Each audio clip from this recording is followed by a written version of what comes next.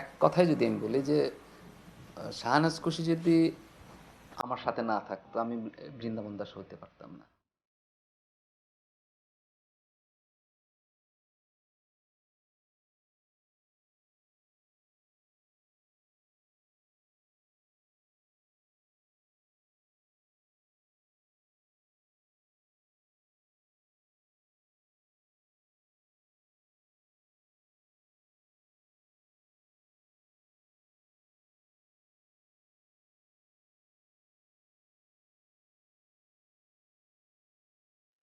আমরা যখন বিয়ে করি আমরা যেদিন সেদিন ইনফ্যাক্ট আমি তখন স্টুডেন্ট এবং তারপরে 4 মাস ইনফ্যাক্ট আমরা আশ্রিত ছিলাম।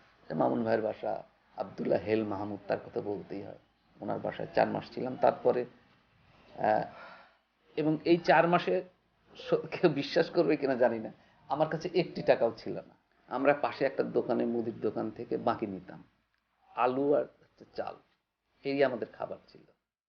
ওর দূর সম্পর্কে এক ভাই, আর উনি ওই দিন এসে প্রথম একটা মুরগি কিনে 6 মাস হবে, 6 মাস পরে আমরা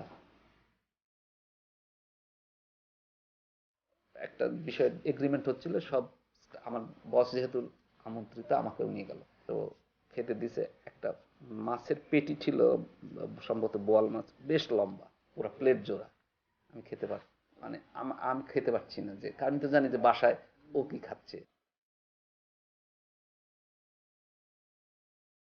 এই যে জীবনটাকে নিয়ে যদি ওর কোনো ডিসস্যাটিসফ্যাকশন থাকতো, ওর যদি কষ্ট থাকতো এবং আমার উপর যদি দোষারোপের বিষয়টা থাকতো, তাইলে হয়তো ওই ওই জিনিসটা আসতো যে আমরা কষ্ট করেছি। আসলে কষ্টটাও ওই সময় মনে হয়েছে যে ও ভেবেছে যে ওর জন্য কষ্ট করেছে, আমি ভেবেছি আমি আমার জন্যই কষ্ট করছি। এই কারণে কখনো মনে হয়নি।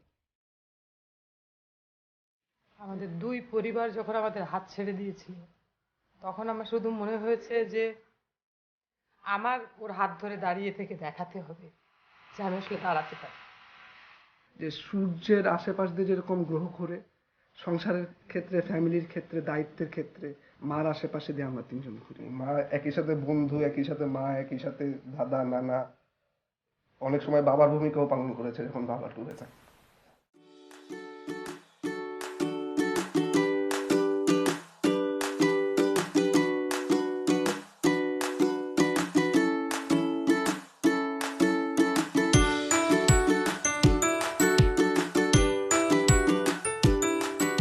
আমাদের দোতলা বাড়ি ছিল, জানালায় আমি বসা, দেখি রাস্তা দিয়ে যাচ্ছে একটা সিগারেটের প্যাকেট তার। এটা দেখে আমার প্রচণ্ড রাগ এসে কিছুক্ষণ পরে আমি দোতলাতে আমি শুনলাম খুব শোরগোল, পানি আন, এই আন, সেই আন। সে সেন্সলেস হয়ে গেছে। বিয়ের অনেক পরে আমি জানতে পারছি ওইটা একটা খালি সিগারেটের প্যাকেট ছিল এবং সে বলছে সে এটা সেন্সলেস হয়নি।